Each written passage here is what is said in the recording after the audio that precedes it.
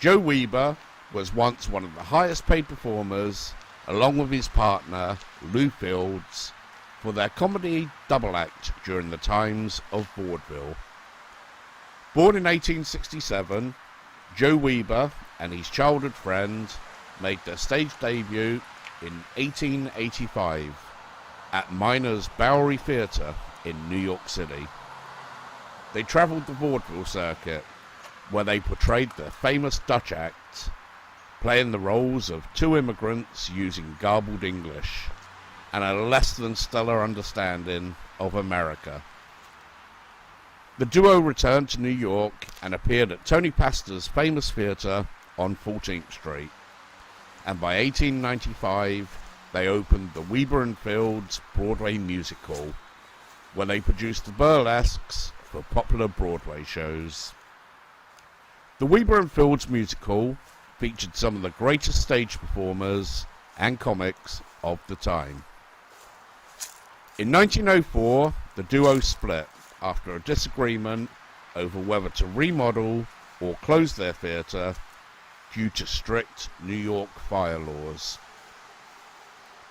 Despite their split though, WEBER and Fields would continue to collaborate for the next 37 years, where they would occasionally perform on film or pair up on a business venture. In 1931, they had their own series on NBC Radio. The last stage performance of WEBER and Fields as a double act occurred in 1932. It was during the first ever show at Radio City Music Hall in December of that year that proved to be their last stage appearance as a team. The duo did return one more time for a cameo appearance in the 1940 movie Lillian Russell.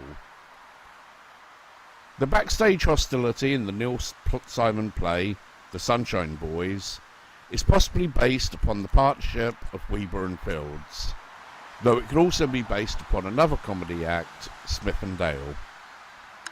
Joe WEBER died on May the 10th, 1942, at the age of 74 years. Here is a recording of WEBER and Fields performing their double act from 1915, which will close out our video for today. I hope that you enjoyed the trip today, and I look forward to bringing you more in the future.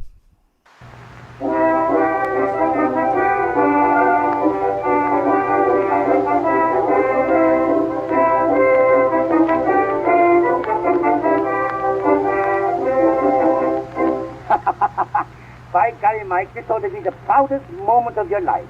Today I have made you a financier. Ain't you proud? Sure I am proud. But what is it I am? Didn't you hear what my lawyer said? Ah, that's the trouble. He said so much I didn't know what he was talking about. That shows what a good lawyer he is.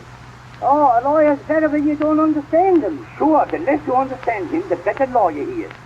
Well, then the next time you go to a bum lawyer. Why? So I could know what was going on. So you could know. You go to a lawyer to find out what you don't know. Well, Maya, tell me, what was that lawyer doing all the time we were up there in his office?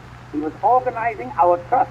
He was? Yes. What is it, a trust? A trust is a body of men who don't trust anybody, so they get a whole lot of people to trust them. By golly, I'm glad I'm a trust. But I didn't like it when your lawyer made me sign all those papers. Why? Because I didn't know what I was signing. Of course you didn't. If you did, you wouldn't have signed them. I might have signed my life away. Might have? You did?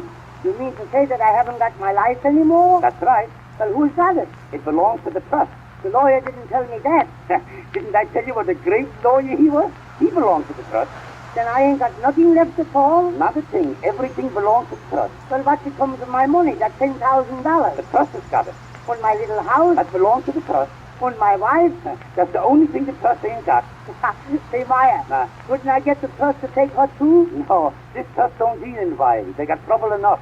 But let me ask you, Maya, what am I investigated in? You are investigated in the Metropolitan Railroad. Every car that is running in New York today, you are investigated in. You own shares in it. Well, what you talking about? I got to pay my own fare. Sure, you got to pay your fare. Well, then what am I invested in? Listen, we were standing on the corner this morning waiting for a car. And when you whistled, Didn't the car stop? Sure it did. Well, it don't do that for everybody. Well, what's that got to do with me? And then again, when you were riding on the car and you wanted to go to a street where the car didn't go, didn't the man give you a transfer, a changer, a ticket? Sure I got one. That proves you're a stockholder. Ah, shut up. That proves nothing of the kind. Everybody else got such a transfer. Well, then they're all stockholders. Well, what you told me that I should keep them. Sure, save them up until you get 1,000 of them. Well, I did save them up, but it cost me many a nickels to save them. Ah, but when you get 1,000 transfers, then you will be promoted. Promoted? Yeah. So what do I get promoted? Don't you understand? Then you get 1,000 transfers, then you can be your own conductor and give them out yourself.